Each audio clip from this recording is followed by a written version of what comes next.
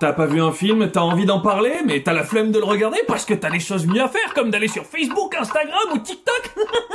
J'ai la solution. Bienvenue dans Fast Film. Et aujourd'hui, je t'apprends à parler du film When Something Strange in the Neighborhood. Who you gonna call? Ghostbusters! Je me veux dans mon équipe! Ghostbusters ou SOS Fantôme en français est un film sorti en 1984 et réalisé par Ivan Reitman que tu diras connaître parce qu'il a réalisé d'autres films comme SOS Fantôme 2 par exemple. Enfin, pour te la jouer style de rien, tu balanceras que la première version du scénario a été écrite par les Blues Brothers. Malheureusement, John Belushi va mourir d'une overdose, ce qui, aux yeux de la production, est une excuse valable d'absentéisme. Comme dirait Laetitia Hallyday, Parfois, la mort des uns fait le bonheur des autres. en l'occurrence, ce sera Bill Murray qui reprend le rôle culte du docteur Peter Venkman après une nouvelle réécriture du scénario. Dans SOS Fantôme, on suit l'histoire de Peter Venkman, mais aussi de ses amis Raymond Stantz et Egon Spengler, joués par Harold Ramis et Dan Aykroyd, tous trois chercheurs de l'université de New York spécialisés dans les phénomènes paranormaux. Sorcières, fantômes ou encore chaussettes orphelines. Tu sais, celle que t'es sûr d'en avoir mis deux dans la machine à laver, et pourtant quand tu la réouvres, il y en a plus qu'une.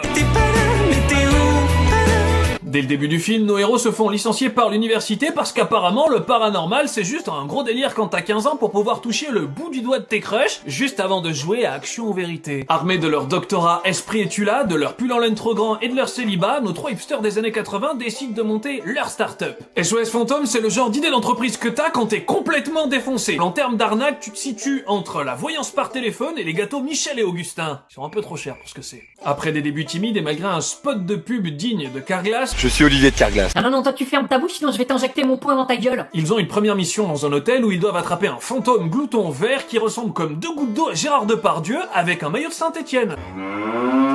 Dans cette première mission, on découvre nos trois zigotos avec leurs gros pistolets laser et on apprend que dans la chasse aux fantômes, il n'y a pas de règle sauf une seule. On ne doit jamais croiser les effluves de laser. Un petit peu comme quand tu te branles avec un pote, quoi. Malgré beaucoup de dégâts et un manque de discrétion certain, la mission est un succès. SOS Fantôme recrute un nouveau personnage, Winston Zeddemore, joué par Ernie Hudson. L'équipe est donc au complet et les missions s'enchaînent au rythme des appels. Venez vite, il y a une âme végane dans mon frigo qui remplace toutes mes merguez par de la quinoa. Oh mon dieu, venez vite, il y a ma femme qui vient de se faire baiser par un fantôme qui a pris la paresse de mon meilleur pote. Parmi les victimes, il y a Dana Barrett, jouée par Sigourney Weaver, qui les appelle car son appartement semblerait hanté par un démon dénommé Zool. Venkman débarque chez Dana et on tombe tout de suite fou amoureux. Il lui sort donc la phrase que tout geek dit à une femme qu'il veut séduire. Je t'aime. Ah ah ah. Ah! Ce que Venkman n'a pas prévu, c'est qu'après son départ, Dana va être possédée par le monstre. Le voisin de Dana va lui aussi être possédé par un autre monstre, pour faire venir un troisième monstre, Gozer, le dieu de la destruction. L'apocalypse est en route! Pourtant, SOS Fantôme est contraint d'arrêter son activité pour non-respect des normes environnementales. C'est là qu'on se rend compte que ce film, c'est de la science-fiction, parce que dans le vrai monde, il n'y a aucune entreprise qui est fermée parce qu'elle pollue. Personne fait ça. Sauf que New York devient un gros bordel et le maire se dit que s'il veut être réélu, il faudra encore que la ville existe. Il fait donc un gros doigt à Yann Arthus Bertrand et Nicolas Hulot, rappelle SOS Fantôme et leur dit « Sauvez le monde, putain !» Mais c'est un peu tard parce que le méchant est déjà là et que tout part en couille. Gozer, le dieu de la destruction, apparaît à l'humanité en marshmallow géant, trop mignon, pour détruire la ville de New York. Et c'est malin parce que quand le méchant est un bonbon trop mignon, toi t'es paumé. Tu sais pas si tu dois le câliner en le suçotant un peu parce qu'il a bon goût ou si tu dois le tuer, tu deviens schizophrène. Je t'aime. Enculé! Je t'aime. Enculé!